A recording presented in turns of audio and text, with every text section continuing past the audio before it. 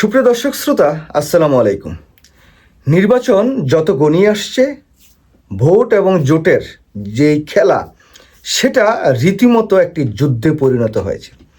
তবে নির্বাচনকে সামনে রেখে বাংলাদেশের জাতীয়তাবাদী দল বিএনপির বিপক্ষে একটি শক্তিশালী জোট গঠনের লক্ষ্যে জামাত এগিয়ে যাচ্ছে। যতটুকু আমরা জানি, যতটুকু খবর পাচ্ছি, এই মুহূর্তে জামাত বিএনপির বিপক্ষে একটি অত্যন্ত শক্তিশালী জোট গঠনের একেবারে চূড়ান্ত পর্যায়ে আছে। আজকে বিকালের মধ্যে হয়তোবা সেই জোটের চূড়ান্ত চমক সেটা আসতে পারে। আজকে বিকেলে জামাতের পক্ষ থেকে একটি বৈঠক আছে, সেই বৈঠকের মধ্য দিয়ে হয়তোবা সেই জোটের যে চূড়ান্ত যেই মুখগুলো জামাতের সাথে থাকছেন তার একটি নমুনা তারা জনগণের সামনে উপস্থাপন করতে পারেন। দেখুন, এই মুহূর্তে যতগুলো আপনার যে সমীকরণ রাজনীতিতে এবং ভোটকে কেন্দ্র করে, সেই সব কিছুতেই দেখা যাচ্ছে যে আগামী দিনের যে ভোটটি, সেই ভোটটিতে আসলে প্রকৃতপক্ষে কোন দল বিজয়ী হবে, কে আসলে নির্বাচিত হবে, কে নির্বাচিত হতে পারবে না, এই সমস্ত বিষয়গুলো নিয়ে নানা প্রকারের বিশ্লেষণ চলছে। তবে কোনো রাজনৈতিক যোদ্ধা কেউই কিন্তু চূড়ান্তভাবে বলতে পারছে না আসলে রাষ্ট্র ক্ষমতায় কে আসছে, বিএনপি, এনসিপি, জামাত ইসলাম, অন্য কোনো দল, না আসলে কে। তবে দলকানা কিছু লোক যারা একেবারেই অন্ধ দলকানা বিশ্লেষক, বিএনপিপন্থী, তারা বলবেন না, বিএনপি রাষ্ট্র ক্ষমতায় আসছে, আমি শতভাগ নিশ্চিত।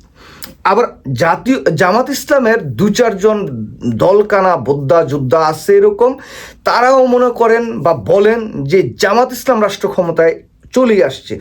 কিন্তু আমরা দেখছি যতগুলো জরিপ হয়েছে, সকল জরিপে হাড্ডাহাড্ডি লড়াই হচ্ছে, কিন্তু অধিকাংশ মানুষ বলছেন যে আমরা নির্বাচনের প্রার্থী দেখে, নির্বাচনের ভোট কেন্দ্রে যেই আমরা সেই ফলাফলটা বা আমাদের যে ভোটের অধিকারটা সেটা আমরা প্রয়োগ করব।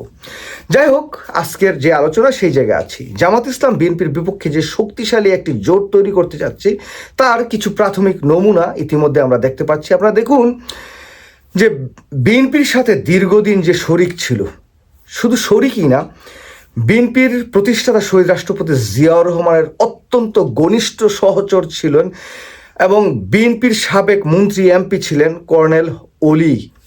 সেই অলি আহমেদ কিন্তু জামাতের সাথে জোট করছেন এবং জামাতের সাথে জোট করে তিনি নির্বাচন করছেন। ইতিমধ্যে আপনারা জানেন যে আরেকজন জিয়াউর রহমানের খুব কাছেরই লোক ছিলেন, বীর মুক্তিযুদ্ধ ছিলেন, মেজর আক্তার, তিনি জামাত ইসলামে যোগ দিয়েছেন। তো এই যে জামাতের ভিতরে এই যে মুক্তিযোদ্ধাদের যোগ দেওয়া, আবার আমরা যেটা দেখছি যে জুলাই আগস্ট বিপ্লবে আন্দোলন সংগ্রামের যারা অগ্রভাগে ছিলেন, যাদের নেতৃত্বে পতিত স্বৈরাচার শেখ হাসিনা বাংলাদেশ থেকে পালিয়ে গেছেন, সেই দলটি হচ্ছে এনসিপি। সেই এনসিপির নেতৃত্বাধীন যে নেতৃবৃন্দ আছে তারাও কিন্তু জামাতের সাথে জোটটায় করছেন এবং জোটে অন্তর্ভুক্ত হচ্ছেন। আমরা যদি একটু লিস্টটা দেখি, আসলে প্রাথমিক পর্যায়ে আমরা যেই জায়গায় যে বিষয়টি আমরা জানতে পারছি যে এই যে জামাতের সাথে জোটে কারা কারা থাকছেন, এনসিপি থাকছেন, এবি পার্টি থাকছেন। আপনারা সবাই এবি পার্টির যে মঞ্জু ভাই, তাকে চিনেন, অত্যন্ত সজ্জন মানুষ, এবং কি যদিও তিনি ছাত্র শিবিরের সাবেক কেন্দ্রীয় সভাপতি ছিলেন, সেই জায়গা থেকে বের হয়ে তিনি নতুন একটি দল করেছেন, মধ্যপন্থার একটি দল, অত্যন্ত ভালো মানুষ, তার দলেরও কিছু গ্রহণযোগ্যতা আছে। তারপরে এলডিপি, কর্নেল অলির এলডিপি, লেবার পার্টি, তারপরে যদি বাংলাদেশ জামাত ইসলাম তো আছি, তার সাথে থাকবেন ইসলামী আন্দোলন বাংলাদেশ, খেলাফতে মজলিস, বাংলাদেশে খেলাফতে মজলিস, বাংলাদেশ খেলাফত আন্দোলন, নেজামি ইসলাম পার্টি, বাংলাদেশ ডেভেলপমেন্ট পার্টি, জাতীয় গণতান্ত্রিক দল বা জাকপার যিনি প্রধান ছিলেন, তিনি কিন্তু বিএনপির সাথে, শফিউল আলম প্রধান ছিলেন, তার ওয়াইফও বিএনপির সাথে ছিলেন, কিন্তু বিএনপির সাথে হয়তো ভাগ বটোরা যে জোটের খেলা, সেই জায়গায় তারা থাকতে পারছেন না, সেই জন্য এখন জামাতের সাথে তারা জোট করছেন। তো এই যে মোটামুটি 12টা দল এখানে আমি নাম বললাম, এই 12টা দলের মধ্যে ধরেন যদি 6টা দল ইসলামিক দল, আর বাকিগুলো কিন্তু বাংলাদেশের এই যে মানে বিএনপি বা অন্যান্য দলের মতোই কিন্তু সাধারণ দল, যারা মধ্যপন্থী, কেউ ডানপন্থা, কেউ বামপন্থা রাজনীতি করেন। তো এই যে একটা মানে প্রায় 12টি দল বিএনপির বাইরে জামাত ইসলামের সাথে সম্পৃক্ত হচ্ছেন। এখানে যদি যে আপনার বলি যে হাত পাকার দল আছে, চরমনাই পীরের নেতৃত্বে থাকছে ইসলামী আন্দোলন, তারপরে যে মামুনুল হক আপনারা সবাই চিনেন, তার নেতৃত্বে থাকছে খেলাফতে মজলিস।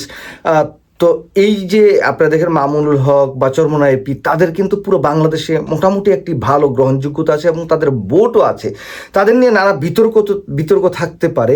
দেখুন, শেখ হাসিনার বিপক্ষে হেফাজতে ইসলাম বা এই মামুনুল হকরা একটা সময় কিন্তু অনেক সাহসী ভূমিকা পালন করেছেন।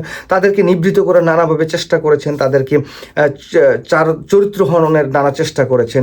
এই যে চরমনাইয়ের পীর, তারও নানা সমস্যা থাকতে পারে, কিন্তু তার কিন্তু একটা ব্যাপক সমর্থক গোষ্ঠী আছে, যেমন আছে এই জামাত ইসলামের, তার সাথে সাথে এনসিপি, এবি পার্টির মঞ্জু, তারপরে এলডিপি, বাংলাদেশ লেবার পার্টি।